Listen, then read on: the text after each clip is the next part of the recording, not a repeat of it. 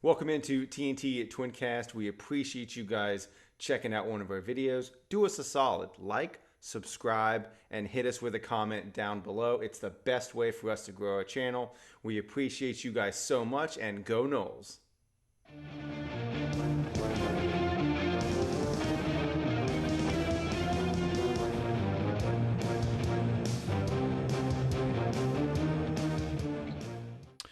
Welcome into TNT Twincast. This is the Garnet and Goal Line podcast. I'm Tory. That is Thomas. How you doing, buddy? Doing good, man. Doing good. Doing great on this Wednesday morning. I have a special guest with me today, Mr. Bubba Brown. Oh, hey, buddy. Oh, hi, Bubba. What a good boy. Look at his ear. That's great. I love it. Yeah, so we're going to go ahead and do some Florida State, Virginia Tech review, talk a little bit about that game, and then talk about the wild weekend of college football that we had. Um, so Florida State ends up pulling out the win 39-17 in a game where Florida State started really fast. Got up to a really big lead, 22-0 at the end of the first quarter. Definitely can't ask for anything better than that. And then things Right. slowed down a little bit. So just kind of walk us through the story of the game, Thomas. So, kind of to Tori's point, it started off really fast. We scored 21 quick points before this first quarter was even over. It looked like the game was over, right? And then you kind of saw us, you know, take our foot off the gas. We kind of lost the killer instinct a little bit. We thought it was kind of over. So we kind of dilly dallied for the rest of the half, kind of put them in position where they can kind of come back and make it a football game. Um, I think there were a lot of penalties that maybe could have came back. And so essentially it was really 10 points scored if you take away the kick return. But running game was dominant, man. Running game was everything we wanted it to be. Um, 283 yards in the ground, over 452 yards total. Passing game they were flashes, but it didn't really need to be what we've seen all season with the running game picking up. So super good win, dominant. There's a couple things we're gonna talk about. We're gonna kind of nitpick a little bit, but really happy with this win and a dominant performance in my opinion from start to finish. Yeah, so Jordan finishes the game 18 of 25 for 170. That's 6.8 yards per pass. Zero picks, which is good. I believe he had Yep, two it's awesome. two. Yeah, yeah. I believe he had two scores through the air. Are you concerned at all that Are you concerned at all that he hasn't really like put up a ton of stats? Is that a thing that excuse me? Is that a thing that you're worried about? I've seen some of the fan base being concerned with how he's played as of late. Um, is that a worry for you? No, not at all. Me neither. I think you know I've heard like rumblings that maybe last year's Travis was more explosive than this year's Travis, but what I really like about this year's Travis is he's not gonna, of course, knock on wood, right? He's not gonna give the ball to the other team. You know, Yeah. he's gonna play mostly mistake free. When it comes to the turnover game, sure, maybe the first guy was there, or he looks off the second guy. Little things like that. But when you're not turning the ball over, that really puts your team in a position to win. And I think as long as he's not throwing the ball to the other team, and then the running game is getting going, I don't really mind. I'm not worried at all. Yeah, I don't He'll think. get his. Yeah, the makeup of this team, in my opinion, does not require your quarterback to have all of the stats. He's got a lot of pieces and parts to this team that he can utilize. A lot of mouths to feed. Like you said, the running game has gotten going. I'm just not concerned about it. I think that we will get um, the Jordan that we need in the big games, and I'm totally okay with that. He looked great against LSU, and he hasn't really looked bad all year. He just hasn't really looked kind of how we would want him to look. But do I think it's a concern? No, no, I don't. I'm fine with the quarterback and that stat line, especially when you run the ball for 282 yards. and Trey has the kind of game that he has. Let's talk a little bit about penalties. You brought it up a little bit in your synopsis of the game. Florida State finishes the game 12 penalties for 99 yards. I know there's a lot of. I would say that's probably the most concerning bit from this game that I could take from. It's kind of the centerpiece of why it was close at the beginning of the third quarter, and certainly why the second quarter you had Virginia Tech score 10 points, ended up going into the half down 22-10. But yeah, penalties, big part of the game for me. Something we got to clean up. We can't have 12 penalties at home. Just can't afford it. Yeah, I don't know. I'm gonna shoot back about the penalties. Just like you said, 12 penalties for 99 yards. Um, I'm just gonna be straight up, a little biased here, but I think that about three of those calls are BS. And I think there was a couple of penalties that got missed on the Virginia Tech offensive line. I think there were some holding penalties out on the perimeter that were missed. It wasn't world ending, right? But I think two or three of the penalties on Florida State side, you could maybe chalk up to some really terrible call by the penalties, and then or by the refs. And then maybe throw in another one or two holding penalties by Virginia Tech that wasn't called. So not a great officiating game in my opinion. I'm sure that one roughing the passer where the I forget the player's name, but he kind of ran over the quarterback and then fell on him Yeah. and then got the penalty for falling on him. Mm-hmm. I'm not sure what you're supposed to do in that moment. You're trying to sack the quarterback. You're trying to make a big play. Um, that's a tough position to be in for a player. I don't really think there's much you can do about that. So, um, tough play is kind of how the game is played. Yeah, I loved that hit, but as soon as I saw it, I was like, "They're throwing the flag there. They're not going to not throw that flag."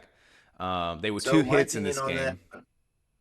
So my issue about that is we're not going to call when we destroyed Cade Klubnik, but we're going to call this a penalty. And that was to his face. Yeah, it was into his stomach, but the other one was into his back. So I don't know. I'm not for. I think if it's a targeting call to the crown of the helmet, if all you check off all those boxes, absolutely, definitely easy penalty. But the guy hit him in the back. So I don't know. I have a hard time with that call. Yeah, loved the hit though. Um, but yeah, there were two hits in this game that I thought were just beautiful. I thought I had to give. I felt that the hit on the quarterback was fine. I didn't think that, but just because of the way the game's played these days, as soon as I saw the hit, I knew the flag was going to come out. But that Right. hit, I believe it was Byron Turner, I believe. And then the Conrad Hussey hit on that slip screen, I thought was really good too. You can tell the way that he kind of ran through the player that I did not think he was going to get called, and I'm glad it didn't because I thought he did a really good job trying to adjust his body to make sure that it wasn't a crown of the helmet type scenario. So kudos to him, man. He's a young player, had a really good game. Yeah, I believe he had a it was forced exciting fumble to as see him well. out there. Yeah, he looked great. And the hope is that he can continue to develop.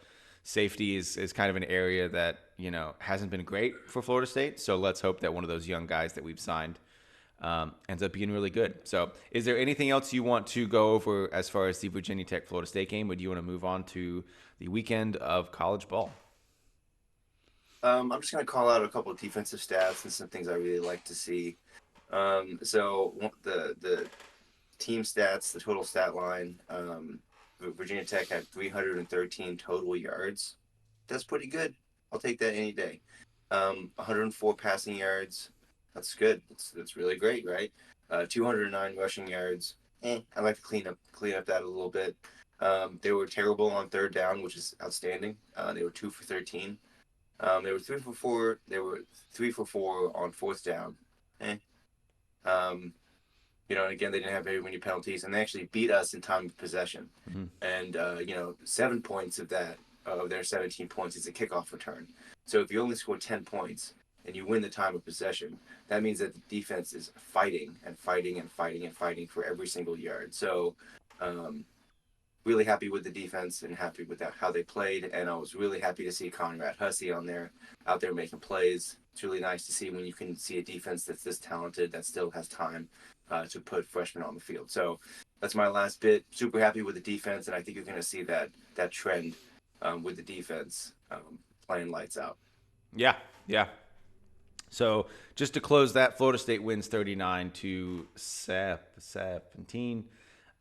Just great to get the win. Great to get the win in the dominant form that they did. But yeah, let's go ahead and move on to our weekend review of college ball.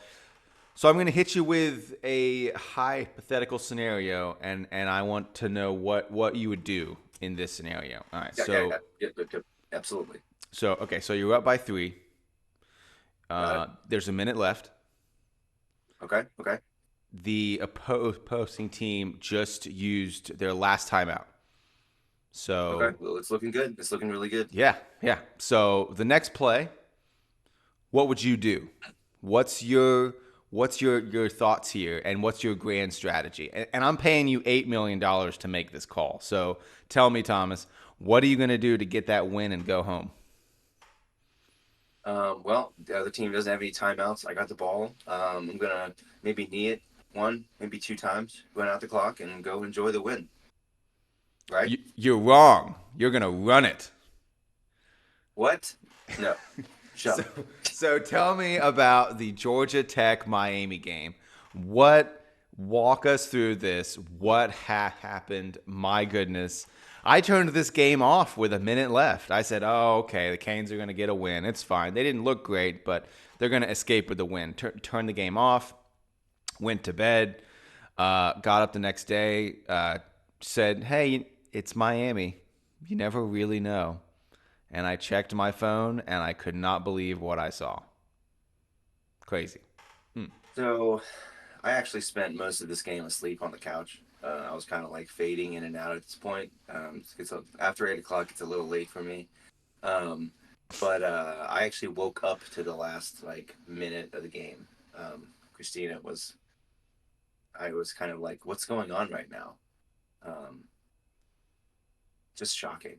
It was shocking to have that many people. Like, so I was listening to Jeff Cameron the other day, and he kind of had a viral post about Miami that's getting around. But during that episode, he actually talks about a stretch where he was able to listen in on the coaching staff, like Florida State's, and kind of get an idea of how the decisions are made via the headset, right? So you've got maybe your assistant head coach, you got your offense coordinator, you got your defense coordinator, and they're all kind of chiming in. So a lot happens fast, and these Yep. decisions are being made quick. But there's a lot of data being put into the head coach's head.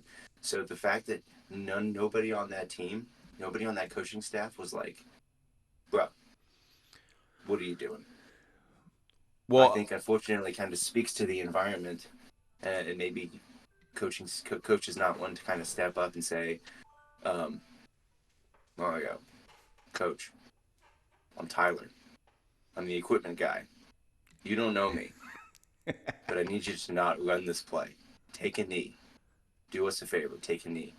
The fact that that never happened was shocking to me. But yeah, it was. well, It was also Hasselbeck was like shocked because he was the announcer, and he was just like, "This is the craziest thing I've seen in all my years of sports broadcasting." So everybody was shocked. It's even the players. That one kid on the sideline crying about what we're doing.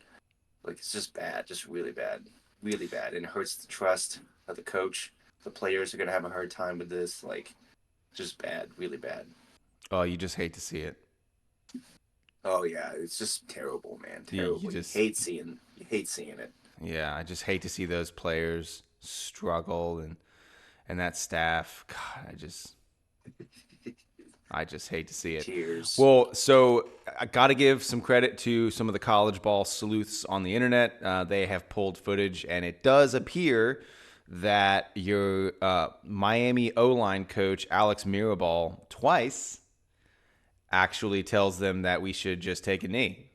And he is promptly ignored by the OC and the head coach. So it is what it is. That's kind of what you get with Cristobal. He's going to recruit at an elite floor. He's going to get you the players you need to get the job done. But as far as a game day coach goes, He's just not that great, and he's done things like this in the past. He did it in 2018 at Oregon in the Stanford game. Look that game up. Oregon had it won.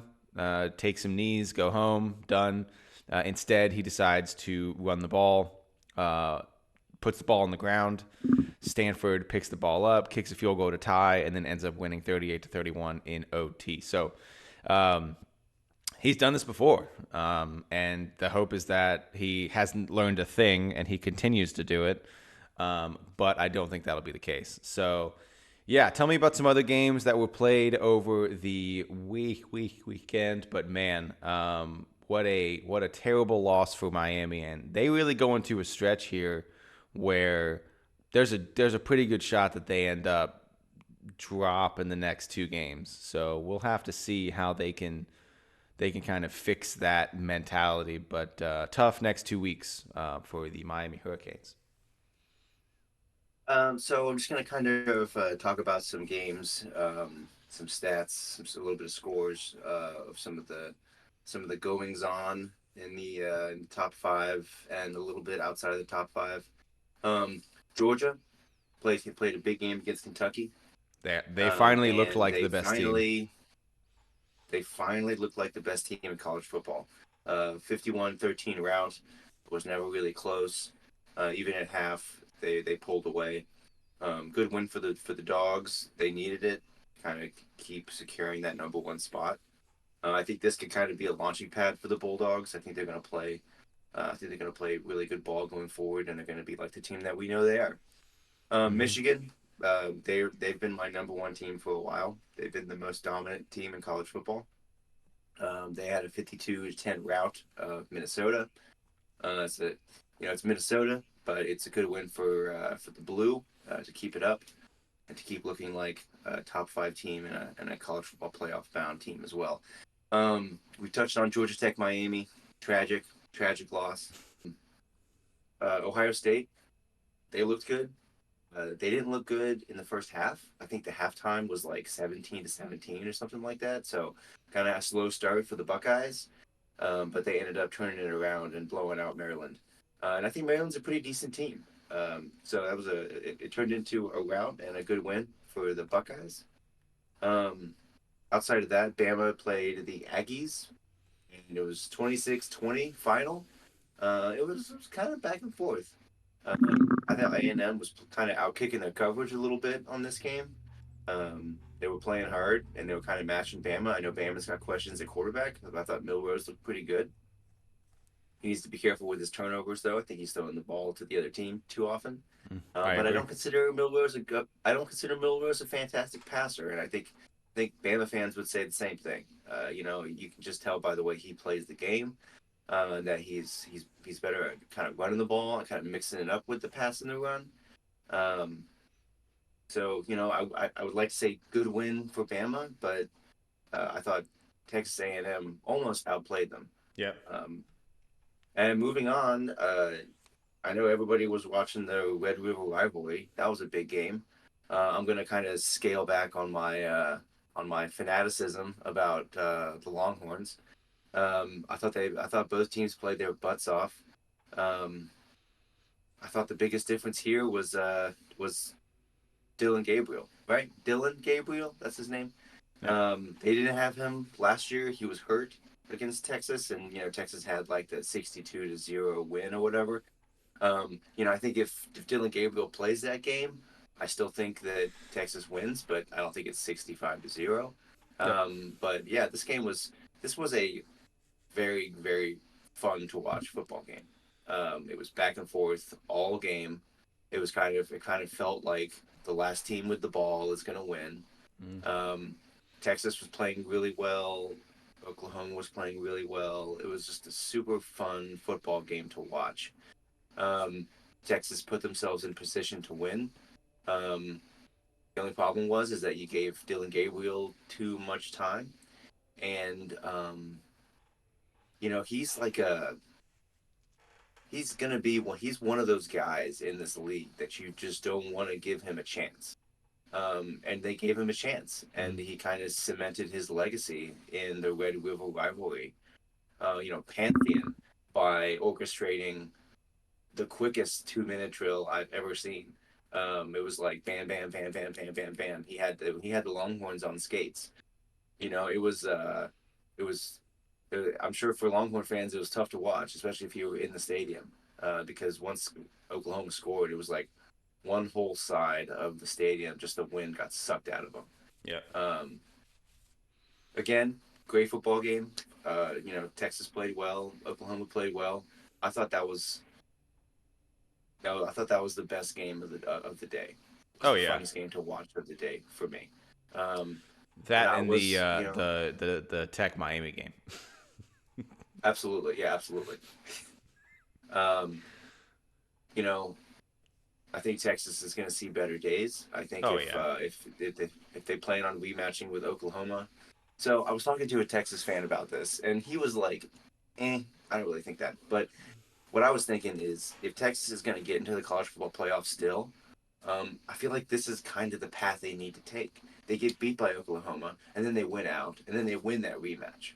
Because going into that game, all the pressure is going to be on the Sooners. Yep. On the flip side, if Texas wins this game and then goes and has to rematch against Oklahoma in the Big 12 championship, I think that is a tough football game because Oklahoma goes in there focused, they got a chip on their shoulder, and they're ready for the upset. So I think it actually plays into Texas's season aspirations to lose this game and then win out and then beat Oklahoma and punch their ticket in at number 4 for the CFP. So for me, I feel like this is all part of the plan for the Horns. I They agree. just have to stay focused. It was an emotional loss. The rest of their season is relatively they should be double digit favorites in every game going forward. I think they play Houston next week, and then they play BYU, and then they play like Texas Tech. And that Texas Tech game is always kind of a toss up for them. That's Right. like their NC State for us, or their Wake Forest for us. It's for some reason a game that they always seem to have a hard time with. Right. Right.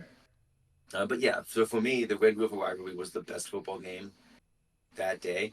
It was really fun to watch, and you know, looking at the big picture as a Florida State fan, I love to slide into that fourth spot instead of staying at that fifth spot. So in the grand scheme of things, it was good for the Seminoles, but I still think that Texas still has more to give, and that if they can refocus, we'll still see them deep into the bowl series.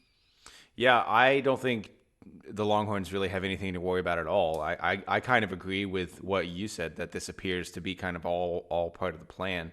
I compare it to an undefeated Florida State having to go to the swamp at the end of the year. Like Yeah, that that's sounds like nightmare nothing. fuel. Like we don't want to have anything to do with that because it does not matter how bad UF is. They're going to know that they can totally ruin our entire year. And not that I think Texas and OU are it's the same as Florida and Florida State because Florida right now is not that great. Both the Sooners and the Longhorns are both really good, but it kind of has that same pressure where your point was if Texas was to win that game, having to play OU again at the end of the year to really cement their spot in the playoff, that'd be a lot of heat. And I do think that if Texas, and OU play 5 times, I think the Longhorns probably get the win 3 times. So, yeah, that'd be a great setup for them. I do think that it sets up that way. We'll have to see. There's a lot of teams this year that looks like they could really slide in. I mean, Washington has looked good. The Longhorns have looked good. Seminoles have looked good. Georgia, of course. Yeah, it's just going to be So this year's going to be tough for fighting for those playoff spots for sure. yeah, I think the Pac-12 kind of has a dilemma on their hands where so this week you've got Oregon and Washington playing each other, right?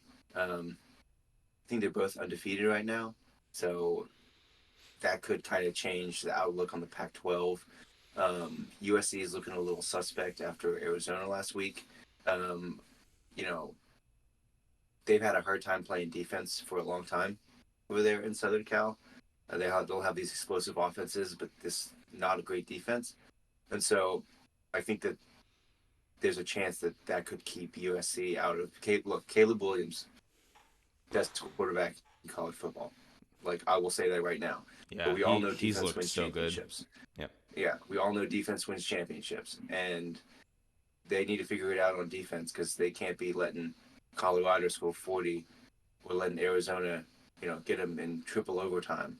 They got to put these games away. And when they play the bulk of their Pac-12 schedule, if that defense doesn't figure things out, it could be bad news for the Trojans. So we're going to start seeing a little more unfold in the Pac-12. Obviously, I think Washington, Oregon, USC. I think that's like the front of the Pac-12. Um, and to be honest with you, I think Oregon's the best team in there. I think they're the best all-around team. I think they're going to play better defense than USC. But hey, who knows? I like the Huskies too. So it's funny that this is the last year in the Pac-12 because a lot of fun things are happening in the Pacific 12. Yeah. So, is there anything else you wanted to get off your chest regarding just general college ball? I wanted to have a brief talk with you about the situation that could occur in the ACC with three undefeated teams and kind of what our thoughts are on that. I think whoever made the schedule for Louisville needs to be fired. That's probably the softest schedule in all of college football. Yeah. I'm just kidding, not really, but maybe the ACC. Um, so Yeah, so two things here that I think are kind of relevant data points. So it's North Carolina, Louisville, and Florida State. None of those three teams play each other.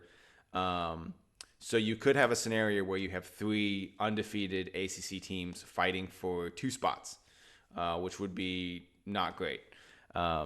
Two data points, I think, for UNC and one for Louisville is UNC has to go to Death Valley and play Clemson.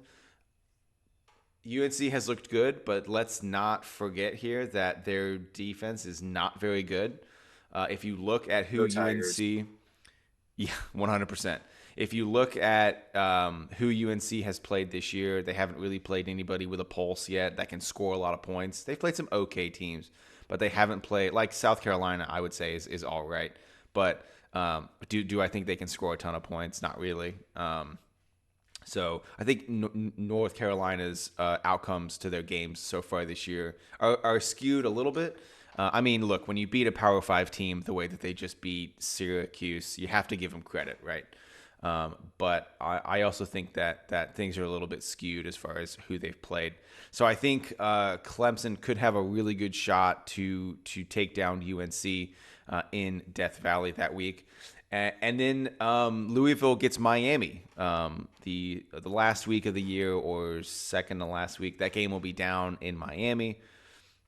I mean, at the end of the day, Miami is still a really talented team. Maybe in that game you get Tyler Van Dyke that doesn't throw the ball to the other team more than he does his own. Who knows? But the hope is that I think Miami will be a more talented team.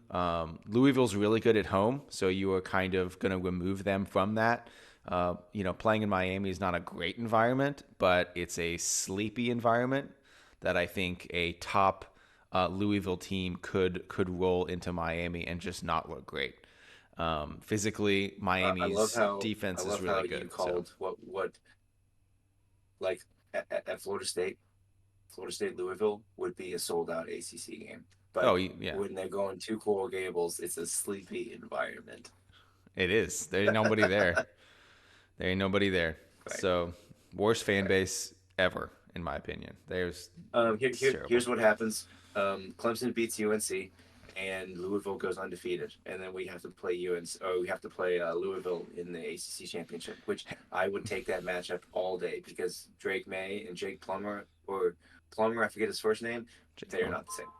Agreed. Um, and so, ideally, as a Florida State fan, that's what you want to see. Totally agree. I would love because that would mean that Louisville would probably be like 5 or 6, honestly, or 4 or 5. Right. So Right. the chance to play a really really highly ranked ACC team that talent wise is not really the exact same as Florida State. Louisville's a good team. I mean, they beat Notre Dame really well. They've looked really good. I think their quarterback will definitely throw the ball to the other team, which is good for Florida State at least.